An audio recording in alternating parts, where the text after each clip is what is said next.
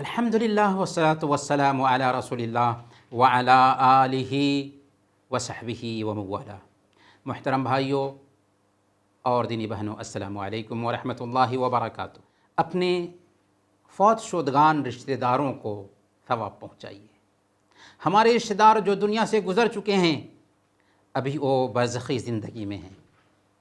चूँकि उनका एहसान हम पर बहुत ज़्यादा है, हमारे मुस्तक़बिल के लिए उन्होंने अपनी पूरी ज़िंदगी वक्फ़ कर दी थी। अब जबकि वो एक एक नेकी को मोहताज हैं और हम भी मोहताज होने वाले हैं, हम भी बरज़ख़ी ज़िंदगी में जाने वाले हैं। अल्लाह रब्बुल आलमीन ने हमें जब तक ज़िंदा रखा है, हमें चाहिए कि हम ख़ुद भी नेकी के काम करें और हम उन लोगों के लिए भी कुछ नेकी के काम करें जो इस दुनिया से गुज़र चुके हैं।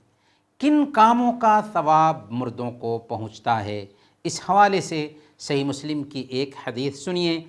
हज़रत अबू हुरैरा रज़ियल्लाहु तआला अन्हु बयान करते हैं कि अल्लाह के रसूल सल्लल्लाहु अलैहि वसल्लम ने इरशाद फरमाया, इज़ा मातल इंसानु इनक़ता अन्हु अमलुहु इल्ला मिन सलासतिन इल्ला मिन सदक़तिन जारियतिन औ इल्मिन युंतफ़अु बिही औ वलदिन सालिहिन यदउ लहू। जब एक इंसान मर जाता है तो उसके अमल का सिलसिला कट जाता है, अलबत्ता तीन चीज़ों का सवाब उसे मिलता रहता है, सदक़े जारिया या इल्म जिससे फ़ायदा उठाया जाए, या नेक औलाद जो उसके लिए दुआ करे।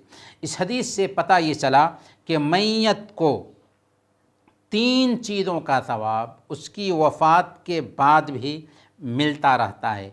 उसमें सबसे पहले नंबर पर सदक़े जारिया है। उसने कोई सदक़ा किया था और उसका सिलसिला अभी भी जारी है तो उसका सवाब उसको मिलता रहेगा, या उसके रिश्तेदार उसकी तरफ से सदक़ा करते हैं तो इस सदक़ा का सवाब भी उसको मिलेगा। दूसरे नंबर पर नफ़ा बख्श इल्म जिसे फैलाया था, उसने लोगों को इल्म सिखाया था, अक़ीदा का इल्म सिखाया, सीरत का इल्म सिखाया, फ़िक़्ह का इल्म सिखाया, हदीस का इल्म सिखाया, अल्लाह और उसके रसूल की बातें सिखाई थीं। जो भी फ़ायदा उठाएगा और फिर वो दूसरों तक पहुँचाएगा तो ये चूँकि सिलसिला है, लगातार उसका सवाब उसको मिलता रहेगा, अगरचे वो बरज़ख़ी ज़िंदगी में है। तीसरी चीज़ जिसका सवाब एक बंदे को मिलता है वो है नेक औलाद जो उसके लिए दुआ करे। और दुआ के लिए औलाद की शर्त भी नहीं है, या सदक़ा तो खैरात के लिए भी औलाद की शर्त नहीं है, बल्कि कोई भी दूसरों की तरफ से सदक़ा और खैरात कर सकता है, उसी तरीक़े से उनके लिए दुआ भी कर सकता है। और ये बात भी नोट कीजिए कि औलाद अगर नेक है तो चाहे वो दुआ करे चाहे दुआ ना करे, वो जो भी नेकी करेगी उनके वालिदैन को उसका सवाब ज़रूर मिलेगा और औलाद के सवाब में कमी नहीं होगी।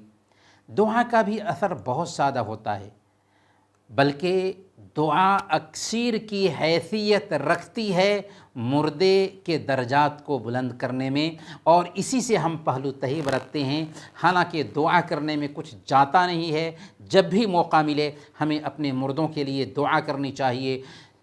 सुनन इब्न माजा की ये रवायत है, हज़रत अबू हुरैरा रज़ियल्लाहु तआला अन्हु बयान करते हैं कि अल्लाह के नबी सल्लल्लाहु अलैहि वसल्लम ने इरशाद फरमाया, इन्नर रजुल लतुरफ़अु दरजतहु फ़िल जन्नह, कि जन्नत में एक बंदे के दर्जात बुलंद किए जाते हैं। वो कहता है, अन्ना हादा, ए अल्लाह मेरे ये दर्जात क्यों कर बुलंद किए जाते हैं? फ़युक़ाल, उससे कहा जाता है, बेइस्तिग़फ़ार वलदिका लका, तेरे बाद तेरी औलाद तेरे लिए दुआ कर रही है जिसकी वजह से तेरे दर्जात बुलंद किए जाते हैं। लिहाजा औलाद को चाहिए, रिश्तेदारों को चाहिए कि मरने वालों के दर्जात की बुलंदी के लिए ज़्यादा से ज़्यादा दुआ करे, इस्तिग़फ़ार करे। एक हदीस में 7 चीज़ें बताई गई हैं जिनका सवाब मुर्दे को पहुँचता है। सुनन इब्न माजा की रिवायत है, اللہ کے نبی صلی اللہ علیہ وسلم نے ارشاد فرمایا ان مما یلحق المؤمن من عملہ وحسناتہ بعد موتہ، مومن کے عمل اور اس کی نیکیوں میں سے جس کا ثواب مومن کو اس کے مرنے کے بعد بھی پہنچتا رہتا ہے، پہلے نمبر پر علما علمہ ونشرہ، وہ علم ہے جو اس نے دوسروں کو سکھایا اور اسے پھیلایا۔ اگر کوئی آدمی علم دوسروں کو سکھاتا ہے، اسے پھیلاتا ہے، تو جب تک کہ اس علم سے لوگ سیکھتے رہیں گے تب تک کہ اس کو ثواب ملتا رہے گا، حالانکہ وہ قبر میں ہے۔ دوسرے نمبر پر وَوَلَدًا صَالِحًا تَرَكَهُ، نیک اولاد جو اس نے چھوڑی، وہ اولاد بھی اس کے لیے دعا کرتی رہتی ہے تو اس کا ثواب اس کو ملتا رہے گا۔ تیسرے نمبر پر او مصحفاً ورثہ، یا قرآن پاک کا کسی آدمی کو وارث بنایا، یعنی قرآن پاک کی تلاوت کے لیے مصحف وقف کر دیا تو اس کا بھی اس کو ثواب ملتا رہے گا۔ چوتھے نمبر پر او مسجداً بنا ہو، اگر کسی آدمی نے کوئی مسجد بنا دی تو جب تک کہ وہ مسجد رہے گی، لوگ اس میں نماز پڑھتے رہیں گے، اس کا ثواب اس کو ملتا رہے گا۔ پانچویں نمبر پر او بیتاً لابن السبیل بنا ہو، یا مسافر کے لیے کوئی سرائے یعنی مسافر خانہ بنا دیا تو اس کا بھی ثواب اس کو ملتا رہے گا۔ چھٹے نمبر پر او نہراً اجرا ہو، کوئی نہر جاری کر دیا، کوئی چشمہ کھدوا دیا، یا کہیں پر پانی کی دقت ہوتی ہے وہاں پر پائپ پہ لگوا دیا، لوگ پانی پیتے رہیں گے تو اس کو ثواب ملتا رہے گا۔ ساتویں نمبر پر او صدقۃ اخرجہا من مالہ فی صحتہ وحیاتہ یلحقہ من بعد موتہ، کہ اپنے مال میں سے نفلی صدقہ نکالا تندرستی اور زندگی میں، تو ان چیزوں کا ثواب مرنے کے بعد بھی میت کو پہنچتا رہے گا، ملتا رہے گا۔ تو یہ چیزیں ہیں جن کا ثواب مردے کو ملتا ہے۔ صدقہ اور خیرات کا ثواب بہرحال ملتا ہے، لہذا ایک بندے کو چاہیے کہ اپنے مردے کی طرف سے جتنی بھی استطاعت ہے صدقہ اور خیرات کرے،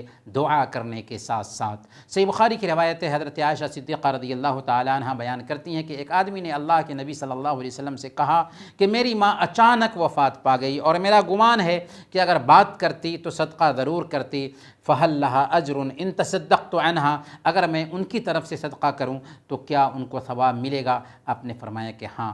تو ہمیں اپنی ماؤں کی طرف سے، اپنے باپ کی طرف سے، اپنے دادا دادی کی طرف سے، اپنے بزرگوں کی طرف سے جو گزر چکے ہیں، جس حد تک ہو سکتا ہے دعا بھی کرنی چاہیے، صدقہ اور خیرات بھی کرنا چاہیے۔ اسی طریقے سے مردے کی طرف سے حج بھی کیا جا سکتا ہے۔ صحیح بخاری کی روایت ہے، ایک عورت اللہ کے نبی صلی اللہ علیہ وسلم کے پاس آئی اور کہا کہ میری ماں حج کرنے کی نظر مانی تھی لیکن حج کرنے سے پہلے وفات پا گئی، کیا میں اس کی طرف سے حج کر سکتی ہوں؟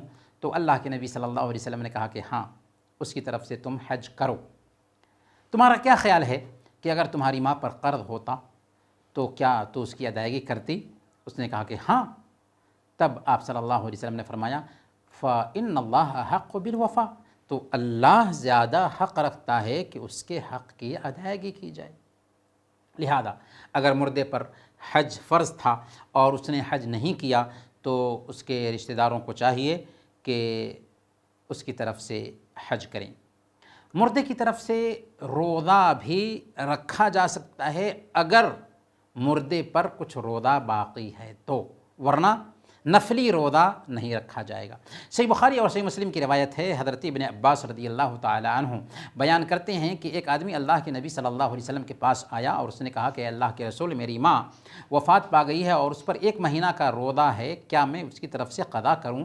تو اللہ کے نبی صلی اللہ علیہ وسلم نے فرمایا کہ لو کان علی امک دین اکنت قاضیہ عنہا، اگر تمہاری ماں پر کوئی قرض ہوتا تو کیا تو اس کی ادائیگی کرتا؟ اس نے کہا کہ ہاں۔ اللہ کے نبی صلی اللہ علیہ وسلم نے فرمایا فَدَيْنُ اللَّهِ أَحَقُّ أَن يُقْضَى، اللہ تعالیٰ کا قرض زیادہ حق رکھتا ہے کہ اس کی ادائیگی کی جائے۔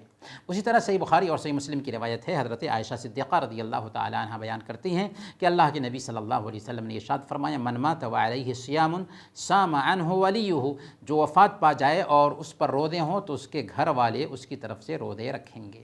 یہ حکم واجبی روزے یا نذر اور کفارے کے روزے کو شامل ہے، لیکن نفلی روزے مردے کی طرف سے نہیں رکھے جائیں گے، جس کی وضاحت ہم کر چکے ہیں۔ اسی طرح مردے کے چھوٹے ہوئے جو رودے ہیں تب رکھے جائیں گے جب کہ مردے کو اپنی زندگی میں جو اس کے رودے چھوٹے تھے روزہ رکھنے کا موقع ملا اور اس نے نہیں قضا کیا تھا، پھر وفات ہو گئی۔ 1 مہینے کے روزے چھوٹے تھے اور صحیح ہونے کے بعد 1 مہینہ تک زندہ رہا اور پھر وفات پایا، تو اب چھوٹے ہوئے روزوں کی قضا کی جائے گی۔ لیکن اگر بیماری ہی کی حالت میں وفات پا گیا، اس کو قضا کرنے کا موقع نہیں ملا، تو اب اس کی طرف سے نہ تو فدیہ دینے کی ضرورت ہے اور نہ ہی اس روزے کی قضا کرنے کی ضرورت ہے، کیونکہ اس کو قضا کرنے کا موقع ہی نہیں ملا تھا۔ اور یہ عمل چاہے صدقہ کرنے کا عمل ہو، چاہے روزہ رکھنے کا عمل ہو، چاہے دعا کرنے کا عمل ہو، صرف اولاد کے ساتھ خاص نہیں ہے، کوئی بھی رشتہ دار ایسا کر سکتا یا اس کے شاگرد وغیرہ بھی ایسا کر سکتے ہیں۔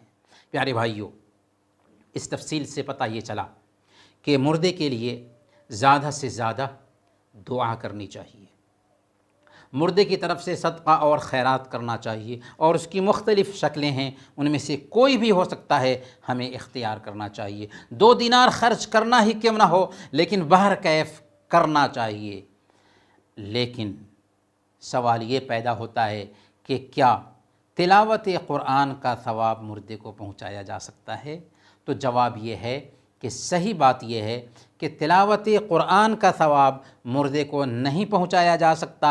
اللہ کے نبی صلی اللہ علیہ وسلم سے اس حوالے سے کچھ بھی ثابت نہیں، اور اللہ فرماتا ہے سورہ النجم آیت نمبر 39، وَأَن لَيْسَ لِلْإِنسَانِ إِلَّا مَا سَعَى، کہ انسان کے لیے صرف وہی ہے جس کی خود اس نے کوشش کی۔ لہذا سنت یہ ہے کہ اسے اختیار نہ کیا جائے، اسے ترک کر دیا جائے۔ جن علماء نے تلاوت قرآن کے ایصال ثواب کو جائز کہا ہے، ان کے پاس کوئی ٹھوس دلیل نہیں پائی جاتی سوائے اس کے کہ انہوں نے اسے صدقات و خیرات پر قیاس کیا ہے، جبکہ یہ قیاس صحیح نہیں ہے، کیونکہ عبادات توقیفی ہیں۔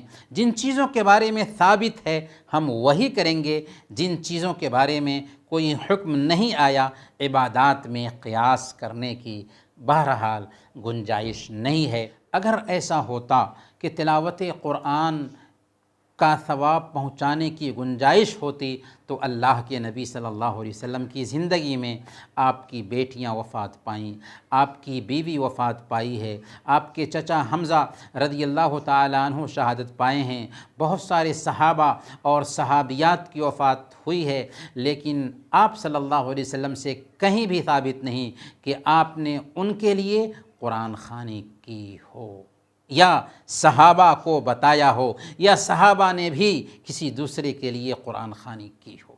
ہاں، یہ بات کافی ہے کہ نیک لڑکا جو بھی عمل کرے گا، قرآن کی تلاوت کرے، کوئی دوسری نیکی کرے، اس کا ثواب مردے کو خود بخود ملے گا۔ اسی طریقے سے ہم قرآن کریم کی تلاوت کریں، ثواب ہمیں ملے گا، اور پھر ہم اپنے مردوں کے لیے دعا کریں، ان کو اس کا ثواب ملے گا۔ تلاوت قرآن کے جیسے مردے کی طرف سے نماز بھی نہیں پڑھی جائے گی، کیونکہ نماز بندے سے کسی بھی حالت میں ساقط نہیں ہوتی ہے، لہذا ان کی طرف سے نہ تو نفلی روزے رکھے جائیں گے، اور نہ ہی نفلی نماز پڑھی جائے گی، اور نہ ہی قرآن کی تلاوت کی جائے گی۔ وہی کیا جائے گا جو ثابت ہے۔ نیک اولاد دعا کرے، صدقات و خیرات کا اہتمام کریں، اور سب سے اہم چیز جو ہے وہ یہ ہے کہ ہم زیادہ سے زیادہ اپنے مردوں کے لیے دعا کریں، کیونکہ دعا اکثیر کی حیثیت رکھتی ہے مردوں کو ثواب پہنچانے میں۔ اللہ تعالی ہم سب کو توفیق عطا فرمائے کہ ہم اپنے مردوں کے لیے نیک عمل کرتے رہیں۔ اللہ تعالی ہمیں اس کی توفیق دے، آمین۔ وصلی اللہ علی نبینا محمد وعلی آلہ وصحبہ اجمعین۔